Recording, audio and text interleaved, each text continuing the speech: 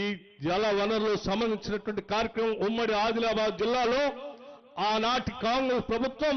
Doctor Babasaheb Ambedkar Pranahita Chevella ప్రాజెక్టుని మొదలుపెట్టి ఈ ప్రాంతానికి నీళ్లు ఇవ్వాలని ప్రయత్నం చేస్తే ఆనాటి టీఆర్ఎస్ ప్రభుత్వం దాన్ని కట్టకుండా వదిలేసి కిందికి వెళ్లి పెద్ద ఎత్తున చేసినటువంటి 1,00,000 కోట్ల పైబడి ఖర్చు పెడితే అది కుంగిపోయి దేనికి పనికి రాకుండా పోయిన విషయం కూడా మీ అందరికీ తెలిసింది. మేము మాటిస్తా ఉన్నాం, కాంగ్రెస్ ప్రభుత్వం తరఫున తప్పనిసరిగా బాబాసాహెబ్ అంబేద్కర్ ప్రాణహిత చేవెళ్ల ప్రాజెక్టుని మొదలు పెడతాం, నీళ్లు పారిస్తామని కూడా ఈ సందర్భంగా మాటిస్తా ఉన్నాం. ఇటువంటి అనేక కార్యక్రమాలు ఈ రాష్ట్రంలో పెద్ద ఎత్తున ప్రజల కోసం సంక్షేమం కోసం విధ్వంసం చేసినటువంటి అన్ని సంస్థల్ని వ్యవస్థల్ని బాగు చేసి గాడిని పెట్టి ఈ రాష్ట్ర ప్రభుత్వాన్ని ప్రజలకు అంకితం చేసి సంపద సృష్టించి సంపద ప్రజలకే పంచాలనే ఆలోచనతో ఈ రాష్ట్ర ప్రభుత్వం ముందుకు పోతూ